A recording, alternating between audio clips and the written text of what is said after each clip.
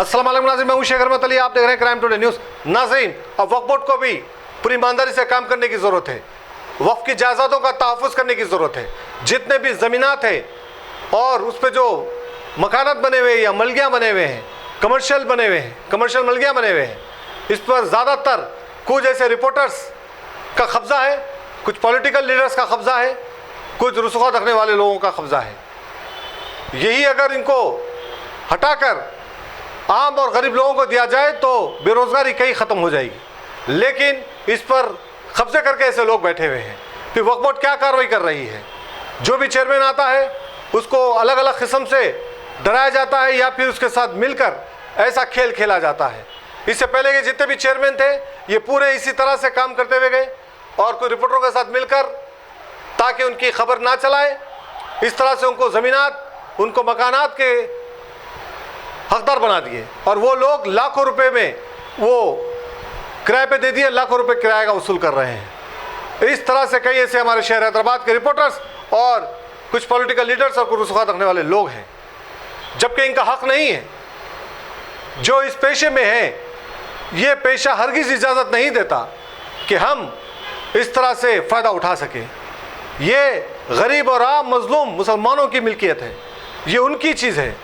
उनको अगर दिया जाए तो ये बेरोज़गारी कम होगी। मगर कब समझेगा हमारा ये सिस्टम, कब सही होगा, कब समझेंगे ये लोग जो बड़े बड़े ओहदों पर बैठे हैं?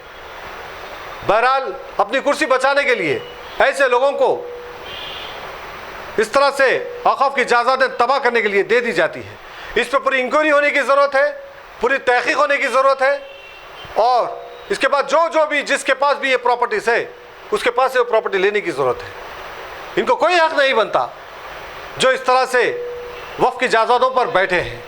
बहरहाल ज़रूरी है कि इस पर तवज्जो दें और जो मुस्लिम लीडर्स हैं, जो मुस्लिम एमएलए हैं, जो मुसलमानों के रहबर कहलाए जाते हैं, उनकी फ़िक्र की बात करते हैं तो असम्बली में आवाज़ उठाइए कि औक़ाफ़ की जायदादें क्यों तबाह हो रही है, क्यों इस तरह से पॉलिटिकल लीडर्स और ऐसे कुछ रिपोर्टर्स कब्जे करके बैठे हैं।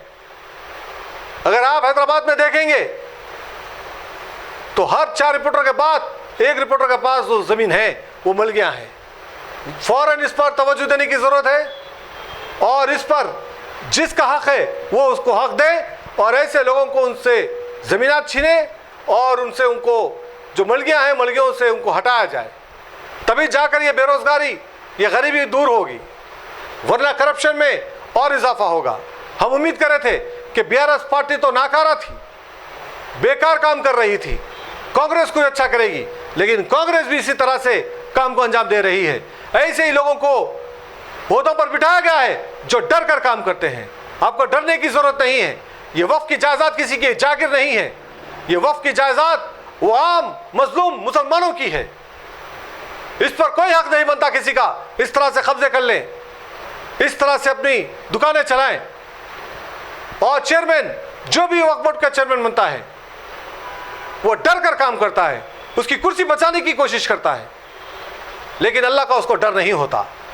जो अल्लाह से डरता है तो फिर कार्रवाई करेगा, फौरन कार्रवाई करने की ज़रूरत है, वरना फिर राइट टू इंफॉर्मेशन के तहत हम पूछेंगे और कहाँ कहाँ पर इस तरह से कुछ रिपोर्टर और कुछ पॉलिटिशियंस और कुछ ऐसे लोग जो ज़मीनात लेके बैठे हैं उनके खिलाफ फिर हम कोर्ट को जाएंगे।